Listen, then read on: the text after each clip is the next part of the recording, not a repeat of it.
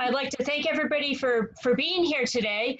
We want you to know that we are taping this Zoom meeting, and you have the choice to stay muted. We will mute people while the candidates are speaking. And you can also leave your video off if you choose. But the meeting is being recorded, and some of the local media will be receiving copies of the recording. The ground rules for the 5-minute forum. I have invited the candidates, and we're giving each of them 5 minutes. At 4 minutes, I will have a warning. Hopefully you will all hear that. Just to know it's time to start winding things up. People can talk about their platform, introduce themselves, or if they choose to talk about their opponent, that is up to them. But we would like people to be respectful of the 5 minutes, because we have a lot of people who want to be heard today, and we want to all be able to do this in a comfortable amount of time. So I will be following the ballot, except for New Hampshire State Representative District 3, because they have a meeting in Concord that they have to get to. So they will be on before the representatives, the other representatives. But otherwise, I'm following the ballot as it is put out from the town of Conway. So without further ado, I would like to introduce the candidate for governor, Andrew Valinsky. Andrew, you're muted, so you need to unmute yourself. Thank you, everyone. Thank you for being here, and thank you for inviting me.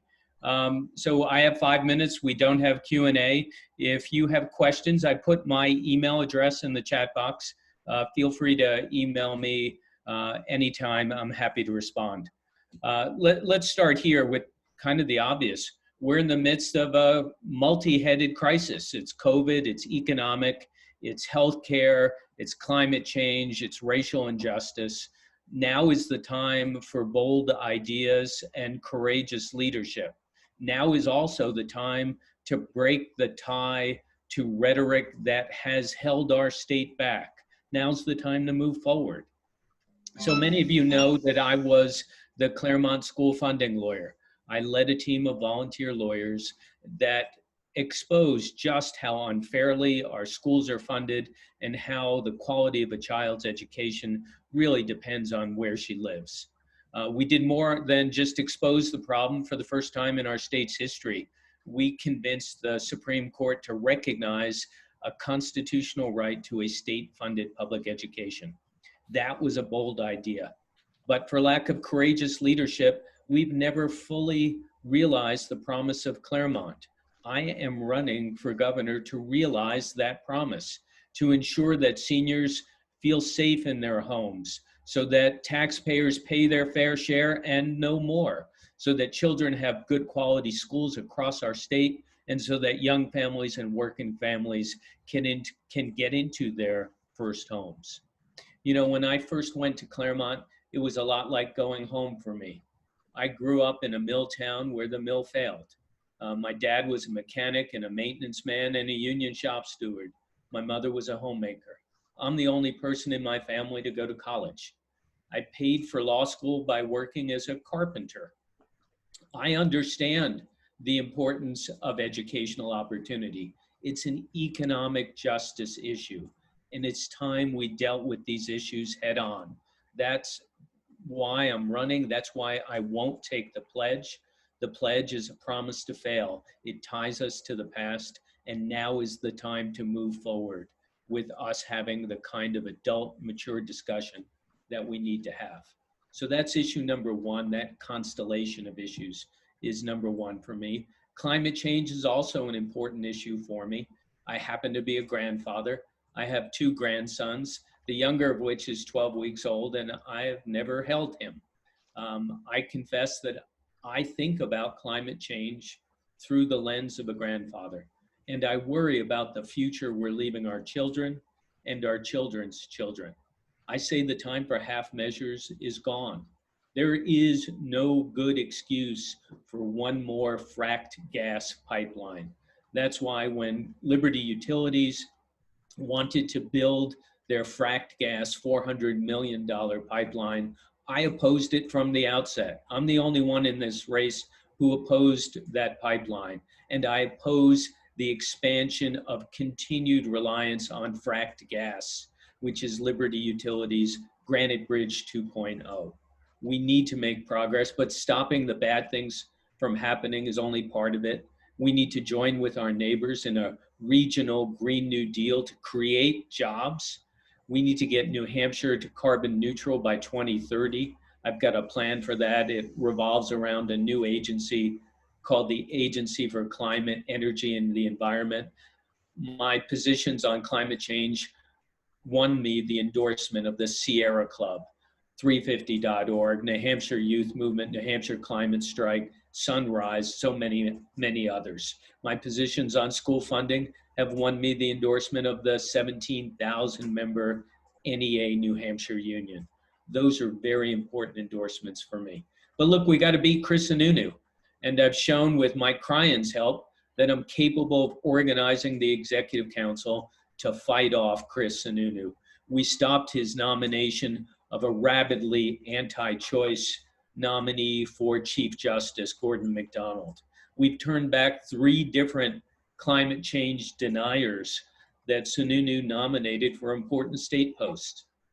And a couple of months ago, we prevented Sununu from taking any money from the state treasury until he explained where the money was going. The 3 Democrats were joined in that effort by our Republican colleague, Russ Prescott. We've shown that we can lead the successful resistance to Chris Sununu. And that's what I hope to do in the fall. We've got a lot of work to do. Judgment is really important going forward. These are going to be difficult times with lots of issues coming at the person who's governor from all angles. Being in the executive branch for these last 3.5 years has really shown me how New Hampshire government works. Before this, most of what I knew about New Hampshire government came from suing it in the Claremont case. But I've been studious about involvement in New Hampshire government, particularly the executive branch. So I'm proud of the endorsements we've won. Let me mention Ben and Jerry. They've endorsed me because I've been so good on campaign finance. There's a video that's circulating of me tearing up a $500 check that I got from a corporate PAC fund. I didn't hear the sound. Is my time up? Yeah. All right, let me conclude with this.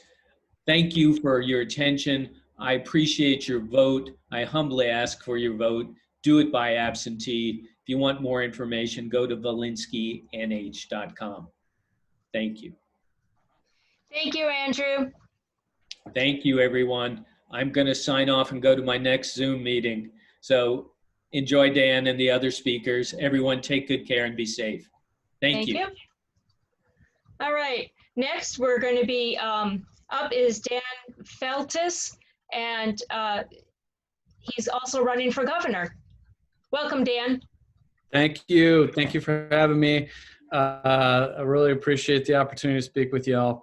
I can tell you as Majority Leader of the State Senate that the singular obstacle to meaningful and bipartisan progress for all our people, all our families, and the state of New Hampshire is Chris Sununu. And with your help, we are going to beat Chris Sununu this fall. We are going to do that working together. And we're going to win up and down the ballot. We're going to reelect Jeanne Shaheen to the U.S. Senate, Chris Pappas and Annie Custer to the House, the 4 electoral votes to Joe Biden, Teresa Swaneck to the state Senate, Mike Cryan to the Executive Council, and all these wonderful state reps on the horn here. You're going back to the State House, and we're going to keep the State House blue. We're going blue all the way through. We got to. I live in the south end of Concord on Hope Avenue with my wonderful wife, Erin, our 2 amazing daughters, Iris and Josie, our 2 dogs, Franklin and Roosevelt. And I have a distinctly different perspective and background than the current governor. My dad wasn't governor. My brother wasn't a U.S. senator. I was never gifted a ski resort.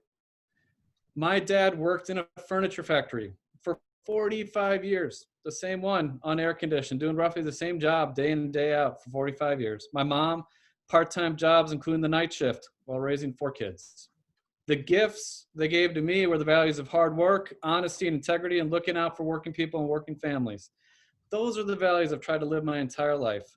Right out of law school, serving as a legal aid attorney with New Hampshire legal assistants, representing low to middle income families all across the Granite State, including during the last economic crisis, the Great Recession, helping people get back up on their feet, battling Wall Street banks who are foreclosing on folks all across New Hampshire, representing seniors in assisted living facilities, helping them get access to Medicare and Medicaid, helping Granite Staters get a leg up, looking out for people. A lot of the same people who fallen through the cracks now or fallen through the cracks then. In the state Senate, fighting every step, getting some results, passing the most progressive prescription drug relief bill in state history, working with Jerry Kanerk and others to reauthorize Medicaid expansion. We got results here and there, but all too often bumping up against the same obstacle.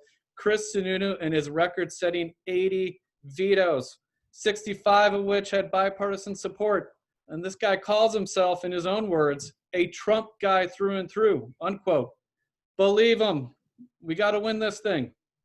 On so many issues, that's critical. Whether it's choice, he just vetoed requiring health insurance for abortion and healthcare services. He says he's pro-choice around election time. All his actions in between are the opposite. He said he supports paid family and medical leave insurance, which is critical right now, especially COVID-19. Vetoed it twice. Not only vetoed it, auctioned off a copy of his veto at a partisan political fundraiser to the highest bidder. Not only that, auctioned off the U.S. flag and the New Hampshire flag flown over the State House the day he vetoed paid family leave.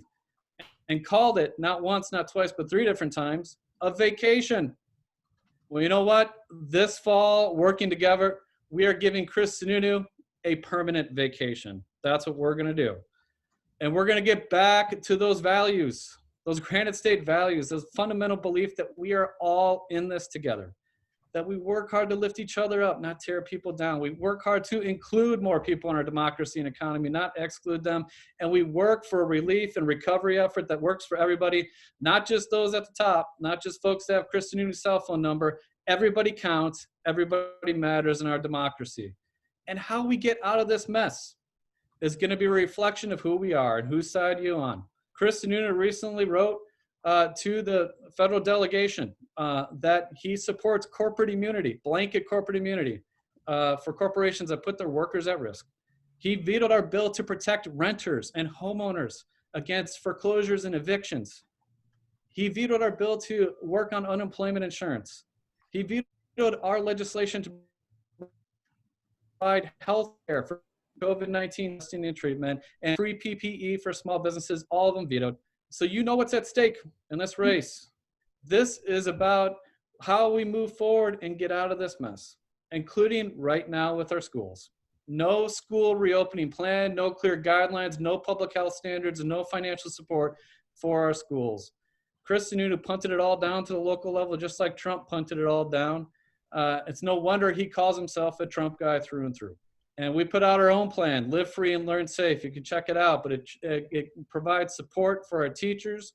It provides support for our students. And that's what we got to do right now, is look out for ordinary people. That's what this race is all about. The same people I grew up, my family, same people I fought for as a legal aid attorney. That's what's at stake in this race. I respectfully ask for your vote and your support. Really appreciate it. Thank you so much for having me. Have a good day. And now I'll relinquish it to Senator Jeanne Shaheen. Take care, everybody. That was Senator Dan Feltus running for governor. Next up, we do have Senator Jeanne Shaheen, who is running again for the same position as U.S. Senator in Washington. Welcome, Senator Shaheen. Well, thanks very much, Jill. Thank you to you and to everyone at the Gibson Center for inviting me and for hosting this virtual forum so that people can learn more about the candidates in this upcoming primary election. I wish I could be there in person with all of you, but as you pointed out, safety is the primary consideration, and we want people to stay safe during this pandemic. But I'm sure that, like me, everyone who's watching is concerned about what's happening with the coronavirus pandemic and all of the fallout that has resulted from that, all of the people who are suffering, so many people who have lost jobs, people who now have lost their unemployment compensation, and we need to do something about that. It is way past time. We got action in Washington to get another package of assistance to help people who are suffering, businesses that are struggling through this pandemic. And that's what I'm going to be working on in Washington. But to get this economy up and running again, what we've really got to do is address the coronavirus pandemic. We need a strategy at the national level to address testing and contact tracing so we can find out who might be positive for the coronavirus and the people that they've come in contact with. We need to invest in research and get that vaccine developed so that people have immunity to the coronavirus. We need to make sure that people who are ill can get the health care they need so that they can stay at home, those essential workers who too often have had to go to work so that they can continue to support their families. We need to support hospitals and medical providers. Mostly, we need a cooperative federal message to help states and local governments get through this pandemic so we can get out on the other side.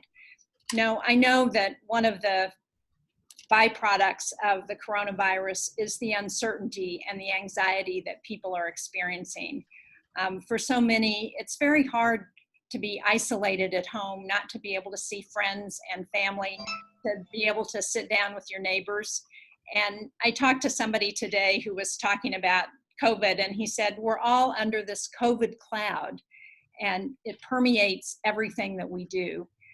That's what we've got to get out from under, is that COVID cloud. And I'm going to be doing everything I can in Washington to ensure that we address that, because we can't afford to continue to have one of the highest death rates in the world. Over 160,000 people have died in the United States, over 400 in New Hampshire. With only 4% of the world's population, we have 25% of the cases. It is time to change that, and we need leadership in order to do that. Now, as your senator, I've also worked on a number of other issues in Washington as we think about the challenges that we're facing, particularly for older Americans. I've worked to protect Medicare and Social Security and to stand up to the Trump administration's efforts to cut both of those programs. I know that Social Security is the most effective anti-poverty program that this country has ever seen. It has kept so many seniors out of poverty, and we've got to ensure that it continues. I also know that we've got to address Medicare. I'm very concerned and have fought efforts by this administration to reduce Medicare, and we'll continue to do that. We need to increase home and community-based services so that people have more options. And we need to do something about prescription drug costs. The last time I was at the Gibson Center, it was to talk about the need to lower prescription drugs. So we've got a lot of work to do. I'm going to continue to be committed to doing everything I can to help the people of New Hampshire, especially through this crisis. And I hope you will consider helping me on Election Day. I need your support. I need your vote. Thank you all very much. Thank you very much, Senator Shaheen. That's pretty good. A person running for office and gives back a couple extra minutes or seconds to somebody else. So thank you very much. Thank you. Okay, next we have the United States Representative Chris Pappas. Well, thank you very much. Good afternoon, Jill. And I want to thank so many of my friends and colleagues, Senator Shaheen, and all the great candidates who are running this year for being on this Zoom call, and obviously to the Gibson Center for organizing today's forum. I hope that everyone is staying safe. And it is an understatement to say that we are living through unique and challenging times. But through the suffering, the loss, the economic pain that we're seeing as a result of COVID-19, I think we're also seeing that New Hampshire is doing what we do best, which is working together, figuring out ways to help our friends, neighbors, and family members who are in need, and mobilizing from the ground up in a remarkable way. We surely all have a role to play, and in order to keep our numbers in a good place and stay ahead of this virus, we all have some personal responsibility and some community responsibility to follow those public health guidelines and take steps in our own lives to make sure that we continue to see the numbers going in the right direction.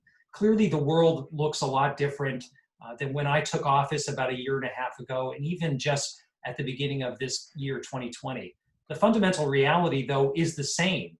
We've got to come together to find our sense of common purpose as a nation, and we've got to find solutions to the problems of the day. What motivates me and what I think about most when I'm working in Washington is the very personal stories I hear each and every day from Granite Staters about the issues they want me to fight for. And I'm happy to say I'll be in Carroll County tomorrow. I have a full day of socially distanced events in the Conway area. So I look forward to seeing people in a safe fashion and hearing what's on your minds. Really, this work is personal for me. I'm a lifelong resident of the Granite State, and I want to continue to look for ways to help people and to be of use during such extraordinary times. We've got to beat this virus, and we need to get our state back on its feet and back to work.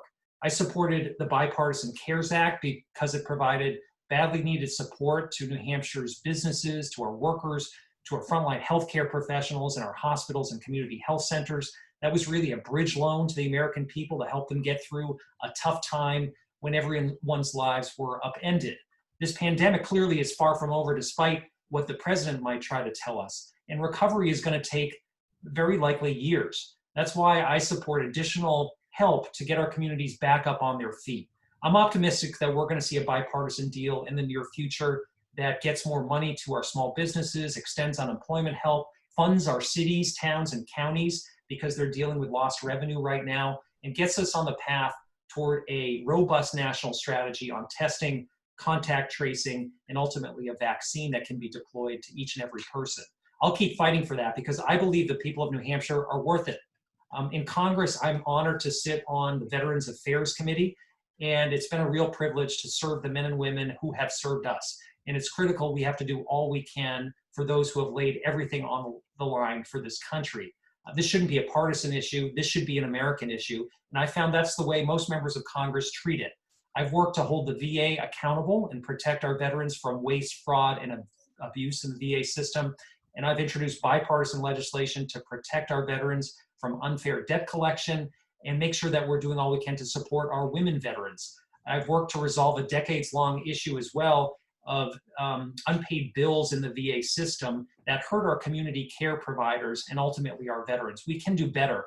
And I think this is an area where we can continue to see some bipartisan cooperation. We also have to honor our commitments to seniors by protecting Social Security and Medicare and ensuring that everyone can retire with dignity. I was pleased to vote for an expansion of Medicare benefits to include dental, hearing, and vision coverage, and to support efforts to negotiate lower drug prices for seniors on Medicare. There's no reason that Americans should be paying the highest prescription drug prices in the world, and we should be using the purchasing power of the American people to keep the drug companies honest and ensure that no one has to ration or go without life-saving medications. So look, during this pandemic, I think we've got to make it easier, not harder, for Americans to get access to healthcare and treat it as a right and not a privilege. And I will do everything I can to fight efforts to undermine and overturn the Affordable Care Act. So I'm proud of what we've accomplished, but we have so much more work to do. And whether it's on the environment, coronavirus relief, or economic support for the American people, I want to be there every step of the way for the people of New Hampshire. I grew up in the state. This race and this work is so personal to me, and I really hope to earn your trust for another 2 years representing you in Congress. So I want to wish you all the best. Everyone stay safe. I hope everyone safely gets out to vote or votes from home in both September and November, and I'd be honored to earn your trust and support. Everyone be well, and look forward to seeing you soon. Thank you very much, Representative Pappas. Thank you for being here today. There we go. Just a reminder that the chime means you have a minute left. So Chris, you got it exactly on the button. Good for you. The next person that we're going to be hearing from is Mike Crines. He's running for executive counselor. Welcome, Mike. Welcome, and thank you, Jill, for putting this on, and welcome to all my fellow people running for elective office, as well as I look forward to someday getting over to the Gibson Center when it's possible, because I've always enjoyed visiting the Gibson Center and George Cleveland and the whole staff there, as well as the people that make use of it. And the reason I mentioned the center is because and I was a county commissioner for 19 years, and I realized how important, whether it was my parents attending a senior center or me as a elected official, how important it is for the role that the centers play in people's lives. So I'm sure there are many, many of you that are missing this opportunity of going there for a congregate meal and visiting with their friends. So we should never take that lightly. I happen to represent this portion of the state, which is the yellow, which runs from Tilton, all of Carroll County. Can you see it? And it's a big district. There's 109 towns and 4 cities, as I said, all of Carroll County.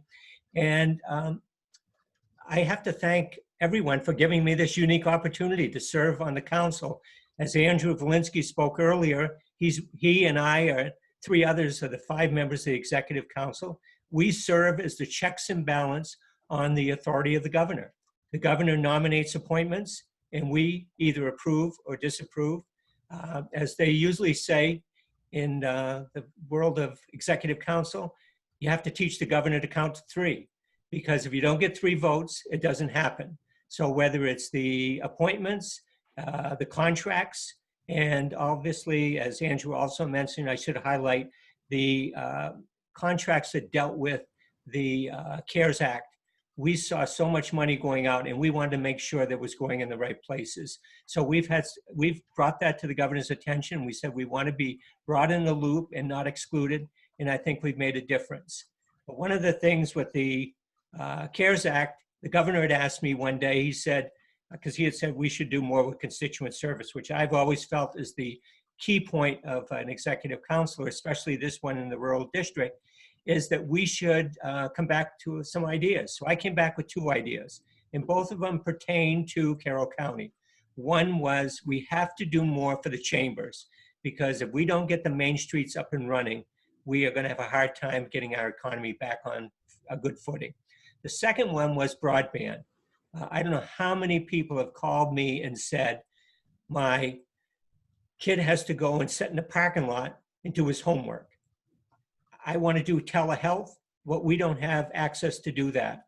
Or I've talked to somebody that would like to move out of a city environment and come up here, but their concern was that they couldn't run their business from their house because they don't have high-speed internet connection. All of that is so important. Recently, the governor announced of the $50 million which he put into that program, $16 million for many of the small towns to help bring them back onto high speed. There is much more that has to be done with that, and I look forward to seeing what the next $34 million will do, because without high speed, I think we are at a real disadvantage, whether you're in school, healthcare, or starting a business. Finally, I should tell you a little bit about myself. This is my first term as an executive counselor, but before that, I was 19 years as a county commissioner. And before that, I was a banker, a teacher, and I ran a substance abuse / suicide hotline in Lebanon that has been in existence for 50 years. I think all of those 3 things brought to attention to me the link between the executive council and what happens in my life experiences. Banking, most of it is contracts. Substance abuse, we see the ravages of the crisis we've been in for years.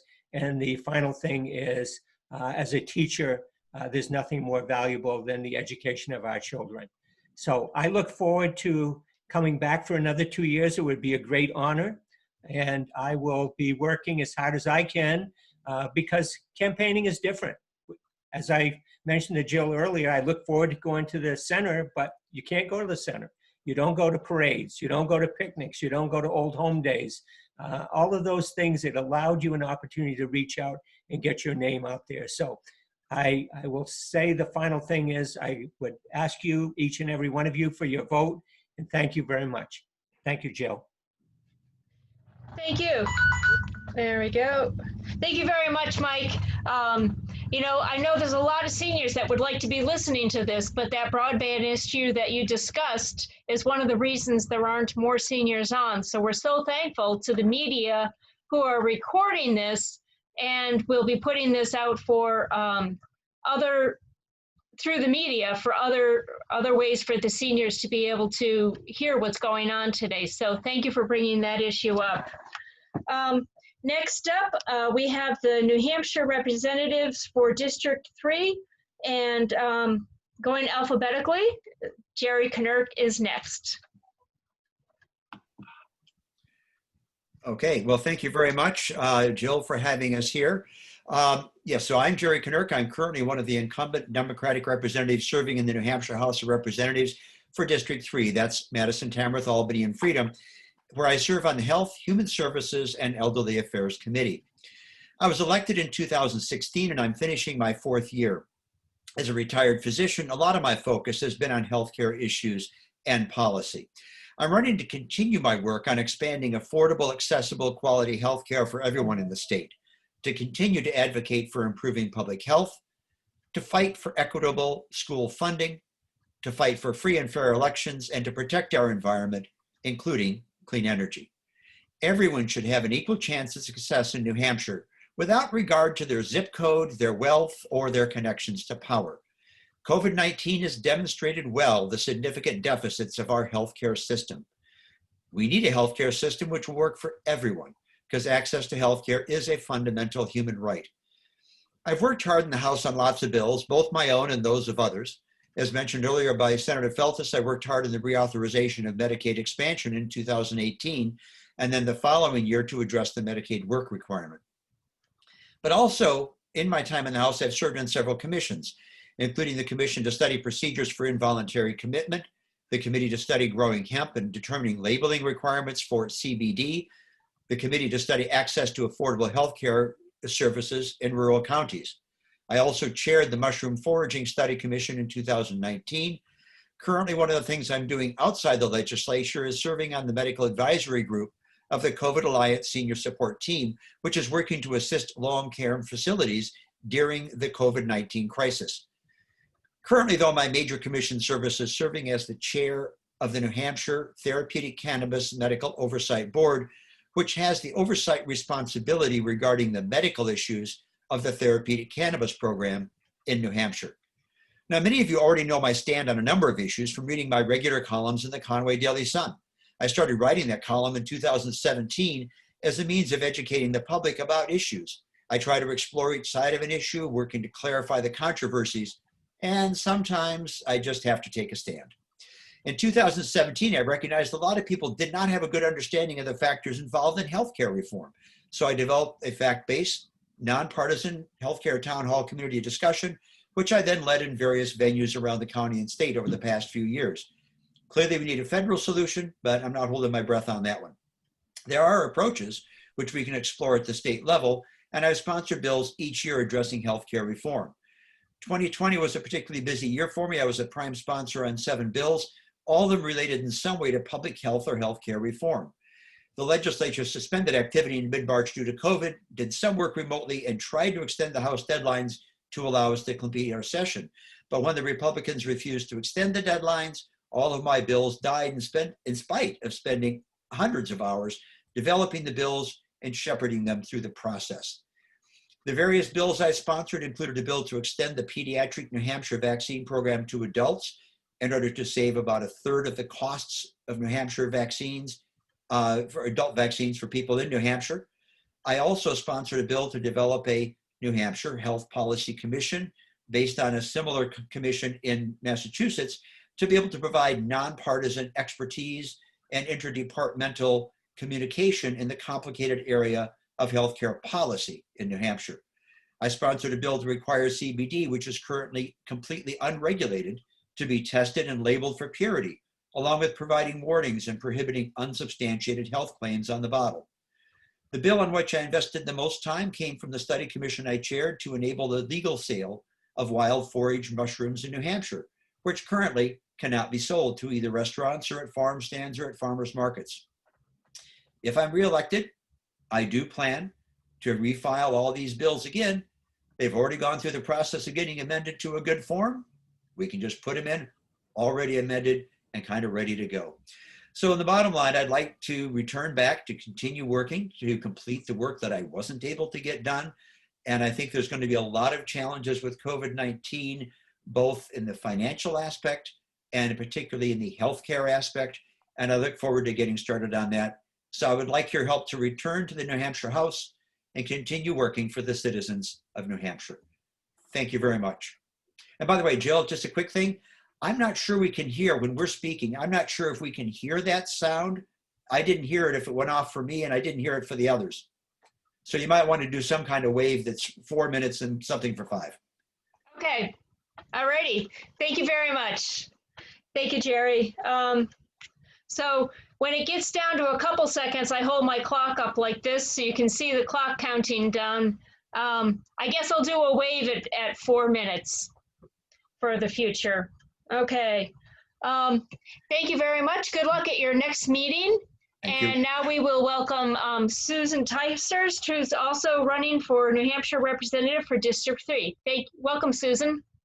Thank you, Jill, and thank you to the Gibson Center for once again providing this opportunity. So I'm Susan Tysters. I'm running for state representative for Albany, Madison, Freedom, and Tamworth. And when I first appeared at this forum in 2012, I could only say and promise that as an ordinary person, I'd work for fair, responsible, and open government.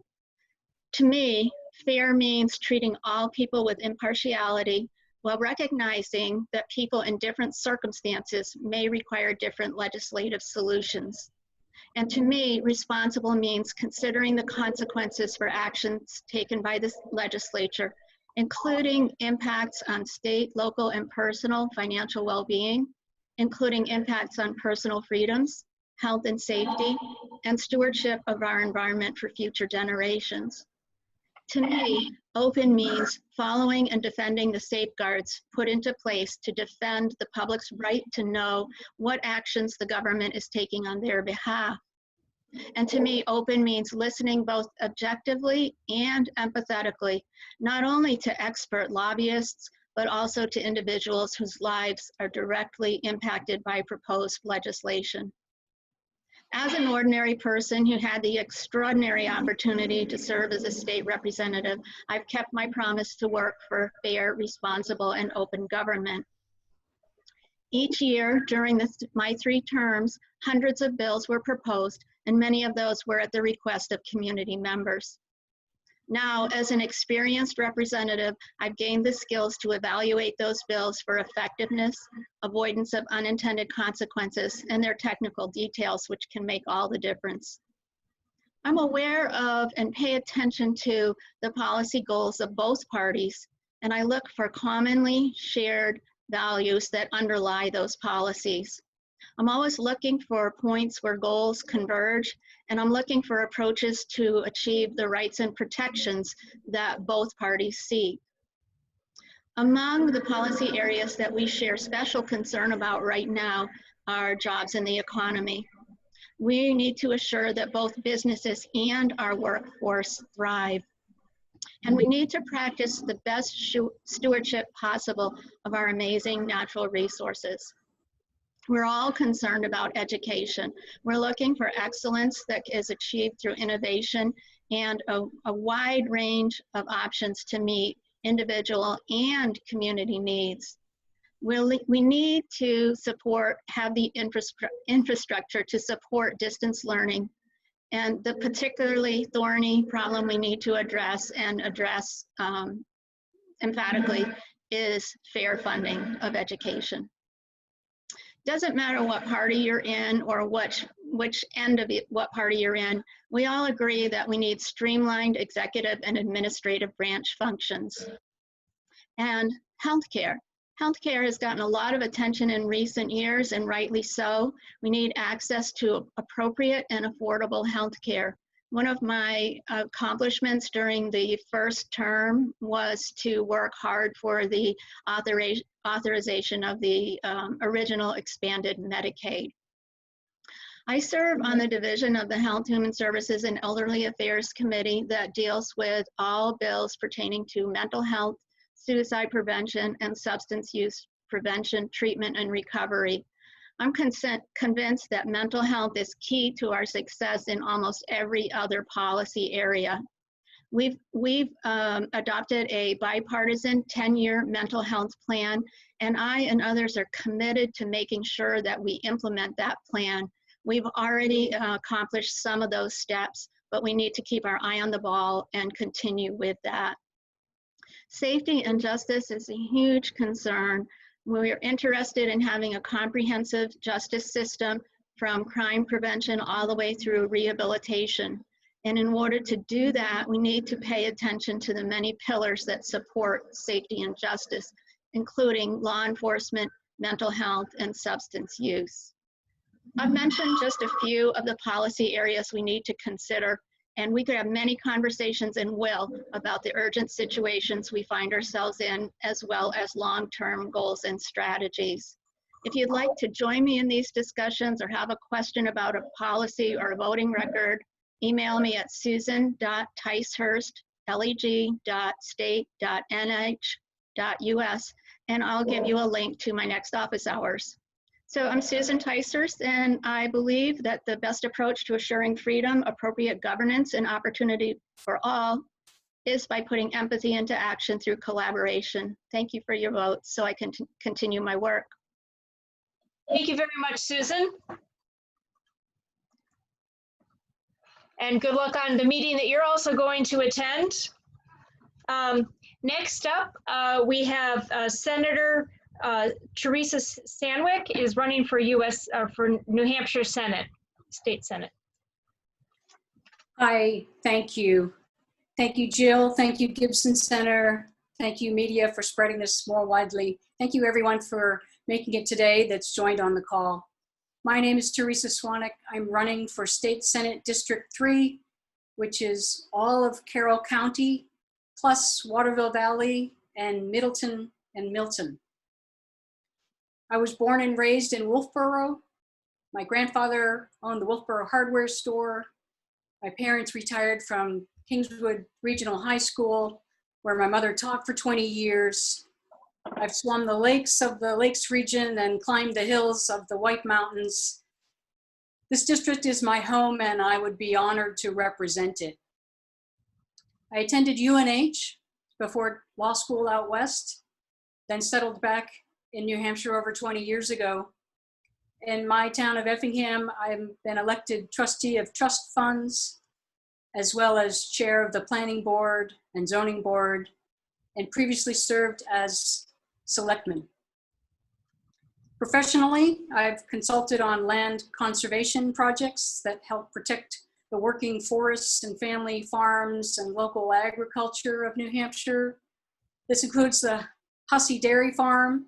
I was pulled in consulting at the tail end of the project to protect the Hussey Fields by the Upper Saco Valley Land Trust years back.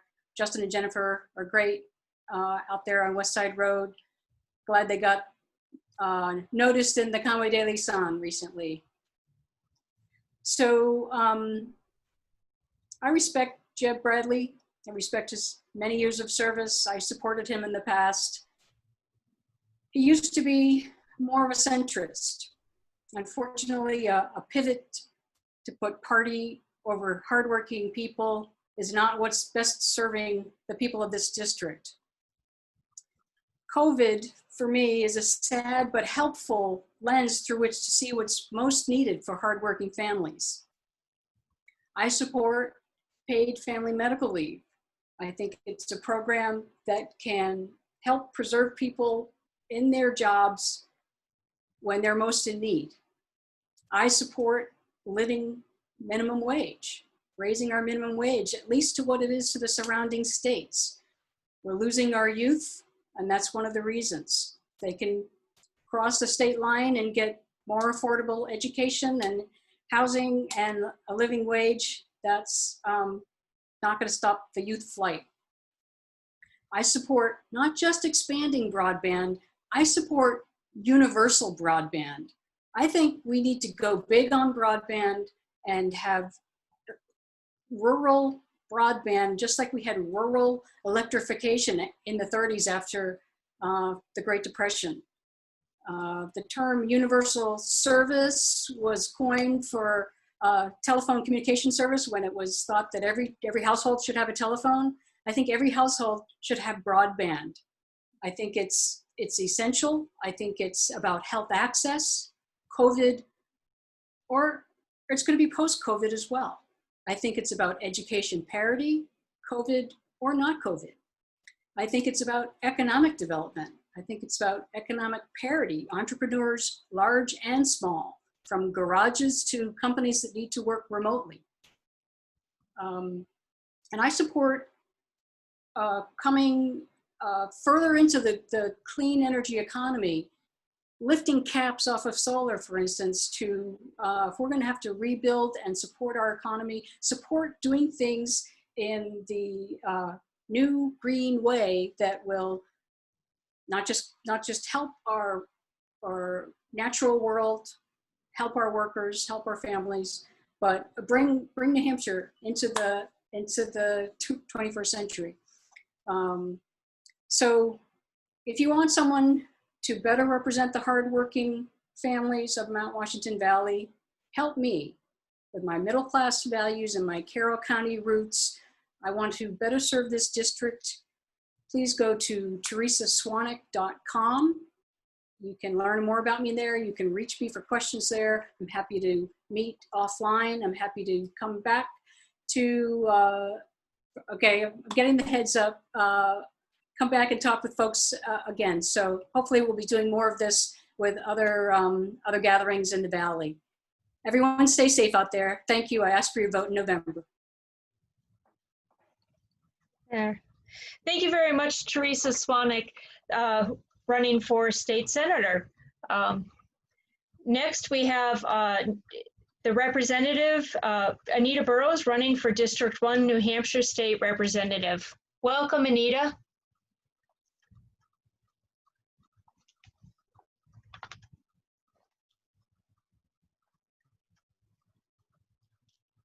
And you can't hear me? Is that what you're saying?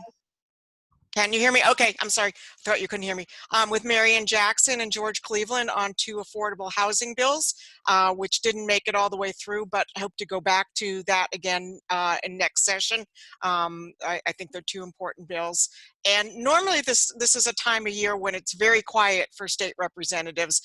We're going through the re-election. We're hoping to get back into office next term. But a lot of us have been very busy, including myself, helping people who are fighting for their unemployment benefits, are scared about losing a small business, and it's been extremely difficult time. It's heartbreaking to get the calls, and I always do the best that I can to help people get through red tape. So that is something new that's happening because of COVID this year. I served on the Judiciary Committee, and I've said this before.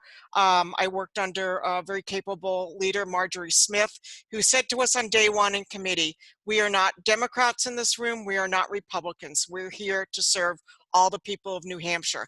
And that's how the committee was run.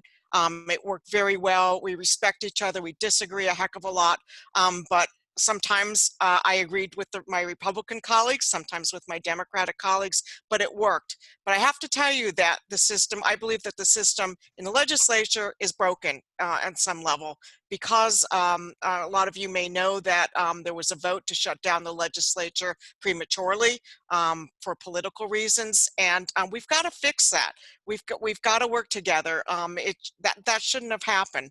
So I'm hopeful that after the election, no matter what the outcome is, that we can come back together and work more closely.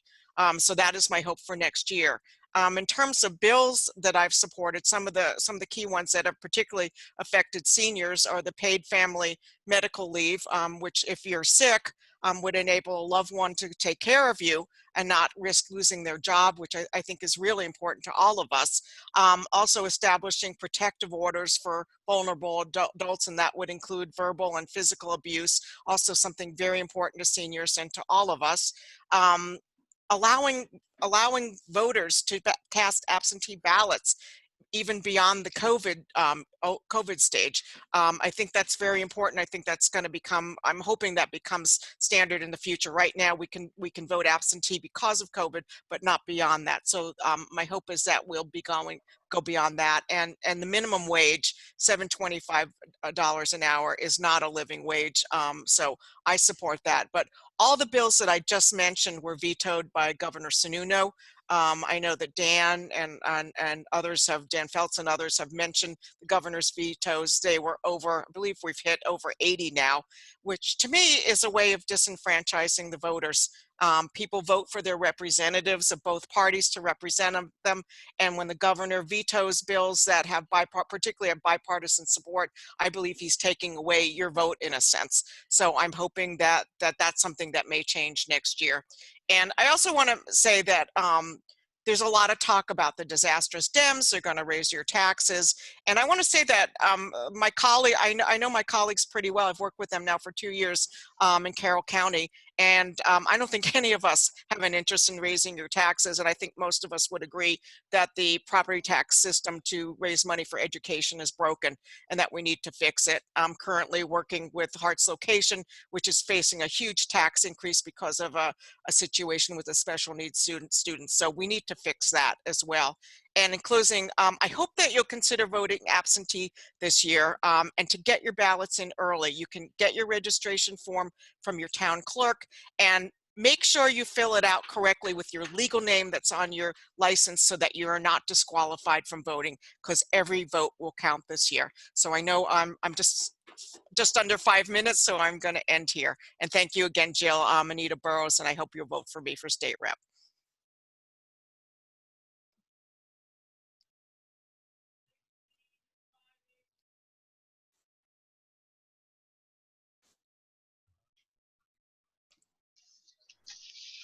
Okay, so thank you so much, Anita. Jill, it may be that she had an issue with her screen, and so we're not going to worry about that. Yes, she just sent me a message saying that she's off, and I mean, good for her. I hope she's going to do something wicked, wicked fun. So I'm going to continue with the candidates. And although I have to admit that I don't have it in front of me, I'm going to take a guess and say that we're going down the ballot. And so maybe Steve Woodcock or Tom Bucco, or let's have Ellen Leonard, because I think it's alphabetical. No, Tom Bucco, I'm sorry. Tom Bucco, you're on, and you're unmuted, so go for it. Thank you, Knut. Thank you, Jill. And I want to thank all the people who are listening to this forum, and I thank the Gibson Center for sponsoring this event.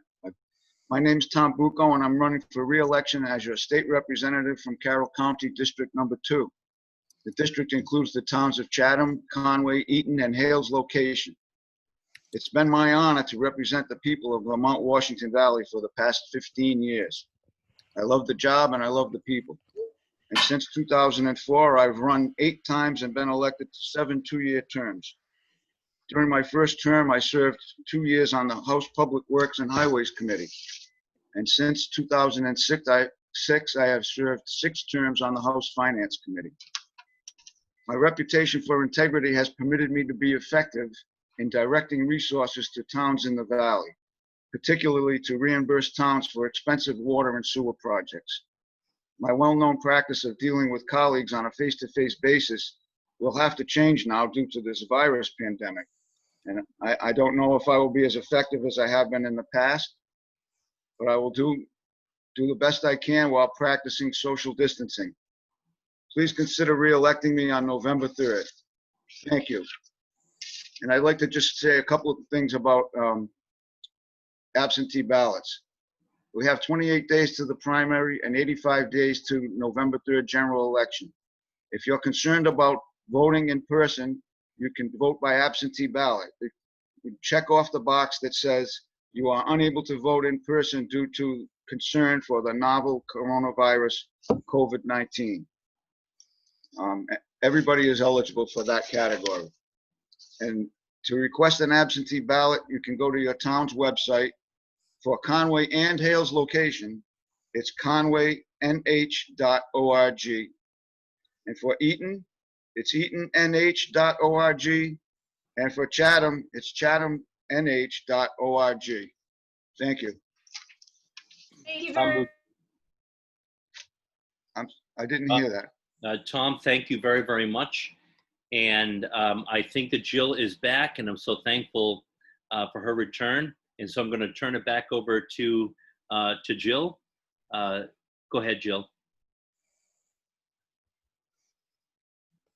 And now I don't see her anymore. So we're going to move on to Tom. Thank you very much for sharing the web pages for those towns.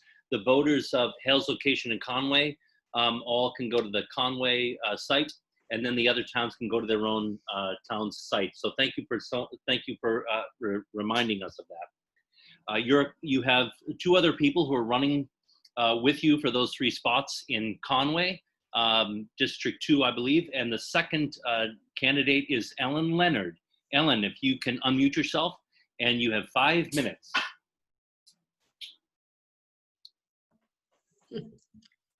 Hello, my name's Ellen. Can you hear me? Yeah. Yes. Yeah. My name's Ellen Leonard. I've lived in Conway for 16 years. I'm a native of New Hampshire. I think there's only a couple of us left, but we're here. I grew up in Alton Bay on Lake Winnipesaukee.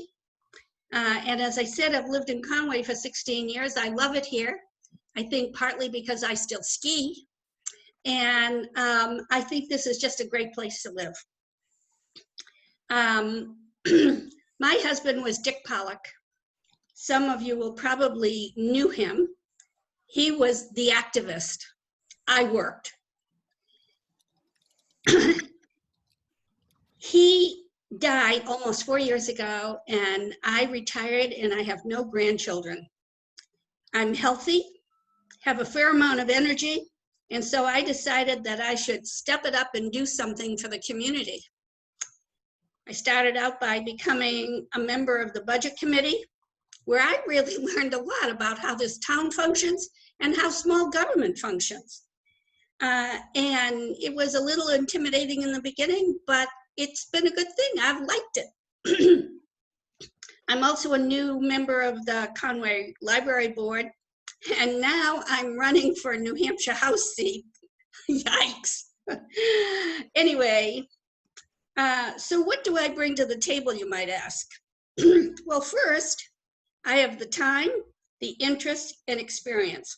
Well, okay, not government experience, but I was an independent contractor for a very large company for many years, and I have paid my own taxes.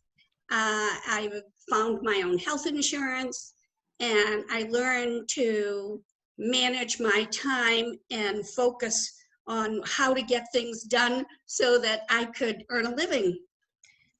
So I feel like that brings experience that has real value. Also, being essentially a small business owner, I can certainly relate to many of those kinds of issues. I have the time and willingness to work hard for our district. And I suppose most importantly, I believe that Concord needs to pay a little more attention to the northern half of the state. I have to say, personally, I feel like Concord is almost totally focused on Concord South.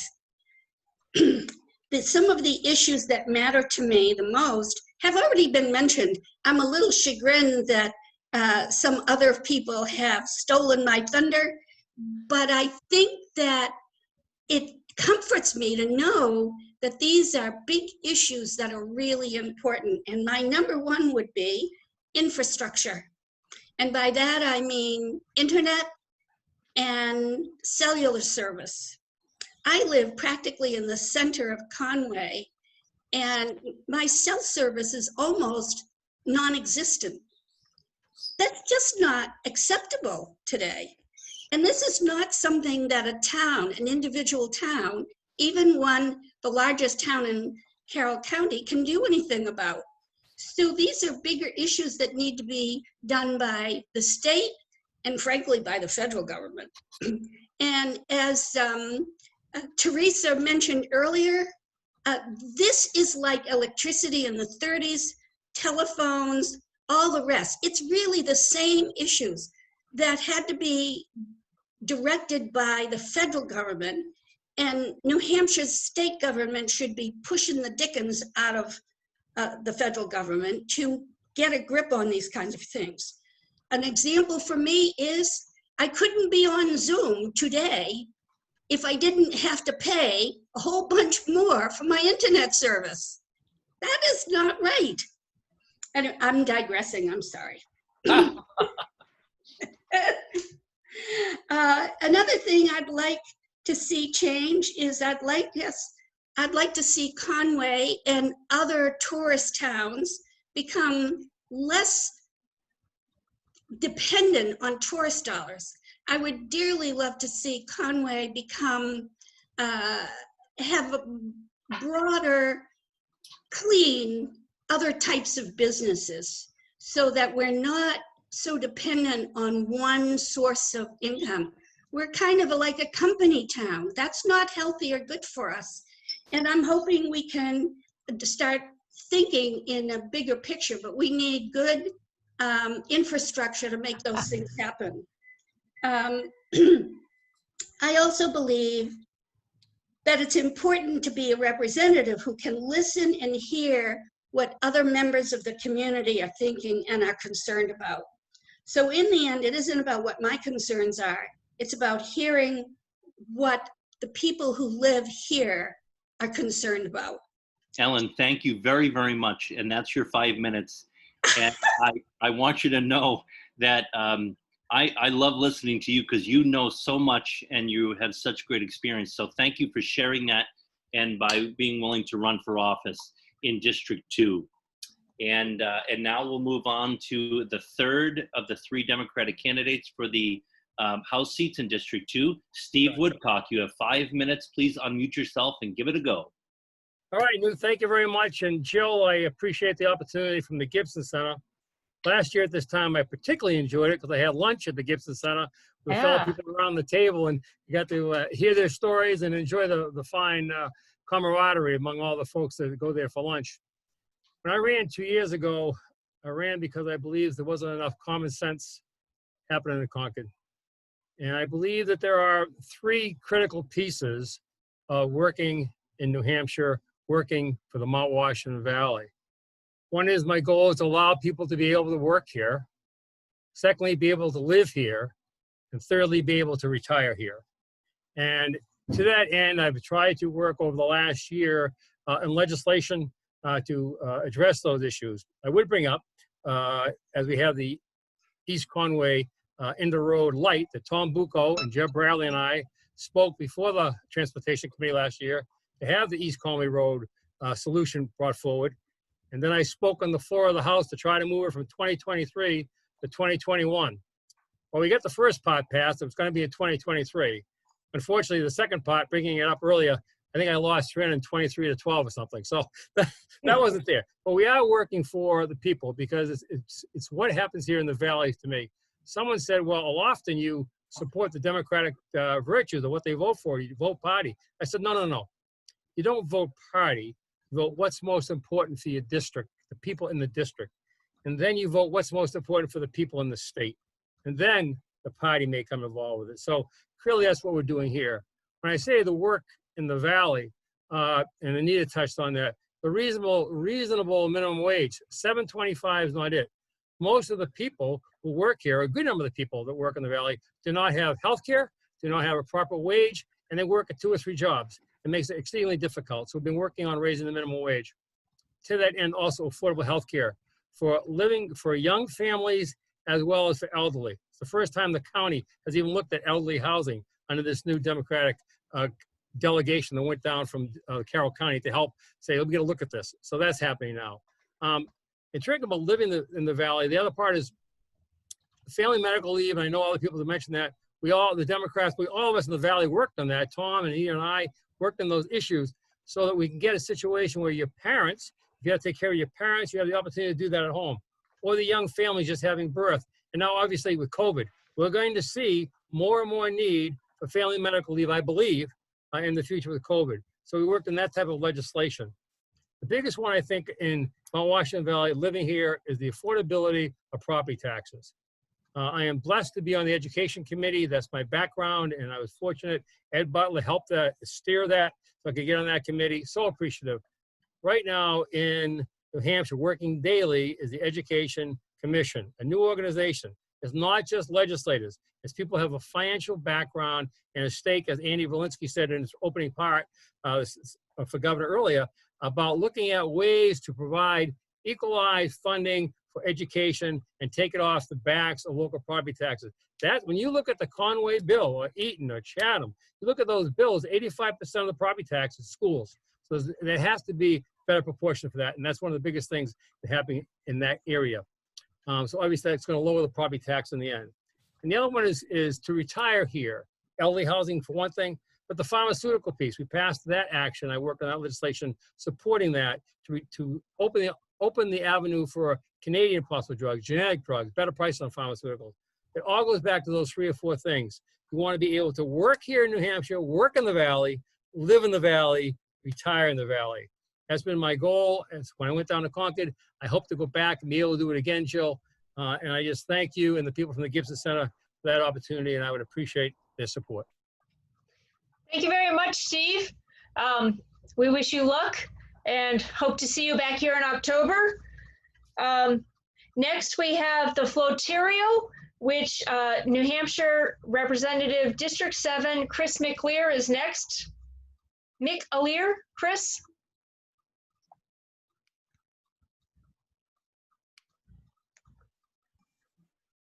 Chris McAleer. McAleer, thank you. I hope I'm not the last but least. You're not. You're not. Good. Okay. My name is Chris McAleer. I live in Jackson. I've either lived in New Hampshire or visited New Hampshire every year of my life. I have a background in finance and investing. I was, 45 years a registered rep with various security licenses. In that industry, as you might expect, I stuck out like a sore thumb. I was maybe the only progressive liberal Democrat. I enjoyed being labeled a lot of different terms, bleeding heart liberal, even pinko, whatever. But I wore those labels very proudly. What I'm trying to do is get myself known in Carroll County. Again, I represent the northern half of Carroll County. I tried to include Effingham, but they kicked me out, right, Newt? So I really need some help in recognition. Interestingly, back in the late 80s and the 90s, my family name was very well recognized in the Mount Washington Valley and actually also over the state. My kids were great ski racers. My daughter, 5-time New Hampshire champion. My son, 1-time. Both of them were captains of the ski team at UNH and graduated from UNH, which brings me to education. And again, I'm piggybacking on other folks here, including Andrew. I certainly believe in a lot of the issues that progressives believe in: family leave, minimum wage, universal health, COVID survival. But my biggest concern is the way that we pay for education in New Hampshire, the way we pay for public education. And again, if there was an easy solution to this, I wouldn't need to be running at all. But I believe we have in this state probably the most upside down tax maybe in the whole country as the way we fund education. So that would be my major concern going forward. I really need people's help in getting better known, especially in Albany, Madison, Eaton, Freedom, and Chatham. I don't even know anybody in Chatham. I certainly know people in these other towns, and looking for some help here. But that's it in a nutshell. I luckily, fortunately, have the time and the means to pursue this endeavor. And I really look forward to seeing how I can add to not only the Mount Washington Valley, but the state and beyond that. We got a lot of national issues that need to be taken a look at, and maybe we can have some of those from the grassroots up and fix what some of the things wrong with especially this administration right now. So I appreciate the opportunity, Jill, and the Gibson Center, and I look forward to working for you. Look forward to getting elected in the first place. Thank you. Thank you very much, Chris. Gosh, all of our recent people have been taking less than their 5 minutes. That's wonderful. So New Hampshire, we don't have anybody on the Democrat ticket for sheriff, treasurer, register of deeds, or register of probate. So planting that seed, if there's anybody out there listening that's not running for anything, think about it for next time. Next on the ballot, we have County Commissioner for District 2. So that would be Bob Pastel.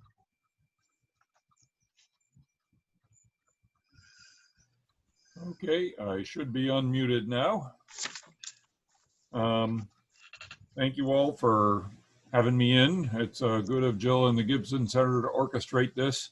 As already mentioned, it sure would be nice if we were sitting around a big table and having lunch as part of this, but this is good. I will start by pointing out that outside of the Ossipee area, I'm pretty much an unknown around here. And therefore, I'll spend a little more of my time telling you who I am than most of the folks have. And then from that flows what I believe in. But I grew up north of Boston in Massachusetts, and starting from a pretty young age, ended up in New Hampshire quite a bit for various field trips, camps, family journeys, all kinds of things. So I've had New Hampshire in my DNA from way back in the 60s somewhere, but I've actually officially lived here full time for the last almost 16 years now. And pardon me, I should have muted that. This is home. After growing up in north side of Boston there, I was a professional aviator. I had my private license by the time I went in the Air Force. Did a little over 8 years in the Air Force, and then got a little over 30 years with American Airlines. So I was lucky enough to get paid to do what I love. I flew jets for almost 40 years with someone else paying the fuel bill. And now I'm back to just being a private pilot again, retired in New Hampshire and loving it. I live in Woonsock Village, where crazy people have hangars in their backyards. And we all, have modest little private planes that we chug around the neighborhood with and have fun. I have become involved in local affairs here. I tend to get involved wherever I go. I was a union activist for most of my time at American Airlines, very active in the union there. I've been on many different committees and programs over the years in various towns down, various parts of the country as I've lived there. And I'm currently, in addition to having been quite active in my homeowners association, I am here in Ossipee, the moderator for the fire precinct. So I'm no stranger to getting involved, but I am a stranger to Carroll County, except right around where I live. Carroll County is a big place, and so I look forward to having you all help me get my word out. I worked my way through school as an auto mechanic and a bus driver and a truck driver. And then, as I say, got to be an airborne bus driver for a long time. So I know what it's like to work for a living. I also am blessed to know what it's like to end up being in a fairly privileged position and lead a comfortable life. So I can see both sides of that. I didn't used to back single party voting. I've always been, well, I'm a reform Republican, recovering Republican. Starting in the Reagan era, I started to have doubts as to what the party was doing and where it was going. Eventually left the party. Been an independent for a long time, and now officially a Democrat because Canute and his friends talked me into running for this position, and the Democratic Party seemed like the place to do it. I actually did a straight party vote for the first time in my life in our last election, 2016. on the theory that the other party has treated this country so badly that that was one way to send them a message. And I would urge other people to consider that idea. That means we miss a few good people, but even those few good people, most of them have held their nose and gone along with the current radical agenda. And therefore, I submit a blanket issue that we need to send a message. I hope that came across. This is an unrehearsed speech. We have too many bad things happening. So Carol needs, also county commissioner is kind of an interesting post politically in that it's basically being the supervisors, the managers of an organization that for the most part gets stuff done. We run the county courthouse, we run the sheriff's department, the nursing home, the county jail, the farm. There is legislative stuff involved, but mostly for the commissioners, it is serving as a supervisor, as an overview, and the delegation, which is made up of the legislators, takes care of the political end of it mostly. So I think it's a good way to try and get my feet wet in local politics. I look forward to hopefully having the honor of doing that, and I humbly solicit your support. Pardon me. Thank you all very much. Thank you, Bob. We wish you and Pat, who is also running, we wish you both well. For the official forum is ending with County Commissioner. Chip Albee. Yes, that's what I'm trying to say. Oh, sorry. It will be Commissioner Chip Albee, who's running for District 3, and he's under Crawford. That's his pseudonym today. And then thank you all for being here for this event. Go ahead, Chip. Hi, thanks. Thanks for having us. The Gibson Center is always a good time. This is sort of an interesting time. My name's Chip Albee. You may know me, you may not know me, but I've been a county commissioner before, so I'm claiming to run for re-election. It's a job that I know how to do, and I did well. The time that I spent there in the county, starting in 2008, I was able to create a package that was saleable to not only my Democratic colleagues who were on the delegation, but a substantial number of Republicans to build a new nursing home.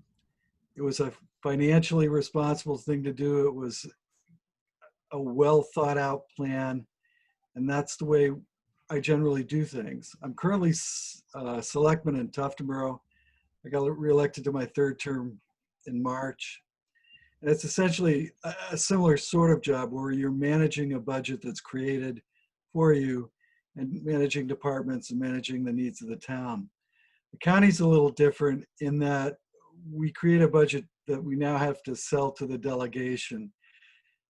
Since I left the county, the Republicans have consistently put up candidates and commissioners with little or any experience or knowledge on how to run an effective government operation. And consequently, we're now sitting here and having a problem with our audits. I think you've probably all read in the comment we sent about that. They lost their administrator and are now in the process of maybe selecting a chief financial officer. I know David's not here, or maybe he is here, but I don't think the current batch of commissioners that we have now have the qualifications to interview a chief financial officer. I'm not certain we need to spend another $100,000 on bureaucracy. I think what we need to have are effective commissioners who know the job and know how to get it done. When I left as a commissioner, I was appointed assistant treasurer. And over the course of the next year, the delegation decided to overstate their revenues and understate their expenses to the extent that the treasurer of record at that point in time quit, which made me the treasurer because I was the assistant treasurer. And between February and August, it became absolutely apparent to me, but I had to make it apparent to the delegation that if they didn't hold a special meeting, we were going to go broke. And there are all sorts of crazy notions about how to not have a special meeting and how not to raise taxes. But ultimately they did. I think we need to have a little more sanity back there in the commission. We have opportunities galore. In the 10 years since we built the new nursing home, nothing's been done with the old nursing home. There's a capital opportunity right there waiting to be had. That land, and I'm also a native of New Hampshire, my family goes back into the 1700s in Carroll County. That land was specifically chosen for the county facility because of its agricultural capacity. There's been no effort to expand or even utilize the agricultural capacity. The Gene Chandler notion that all groceries come from the supermarket is starting to maybe get chipped away at. There is a local food initiative going on. So there's another capital opportunity we have. I'm currently on committees with the Carroll County Broadband, which is outside of the purview of the county. But you're absolutely right. The only way we're going to have additional employment and reduce the demographic age in the county is to have broadband and to have it everywhere. Chip, you're almost done with your time. I'm sorry to tell you, but you're doing a good job. Just finish up if you can. All right. You all saw what I could do last time. I'll do it again this time. I don't have a problem talking with Republicans and illustrating reasonable alternatives to their notions. And I would certainly appreciate your vote and look forward to working with every single one of you representatives come January. Thanks. Thank you so much, Chip. And thank you to everyone who is participating in this event. Jill, as some of you know, has gone in and out due to any number of issues that I don't know about, but for all we know, it's an issue with broadband. I don't know. So she just texted me and asked that I officially say thank you to everyone. Thank you to all those who might be watching the recording of this event, whether it's at your home or at a library or wherever you happen to be seeing it. Thank you to the people who are participating, who are making this available to those people at home.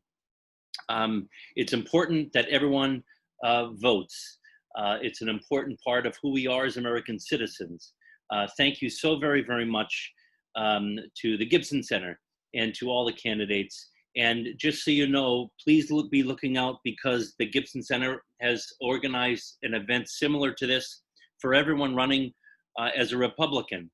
And I can assure you that that will be known to you as residents of Carroll County in the days to come. I believe it might be next week or something like that. So thank you all very, very much. Enjoy this beautiful day and be kind to your neighbors. Bye-bye, everyone.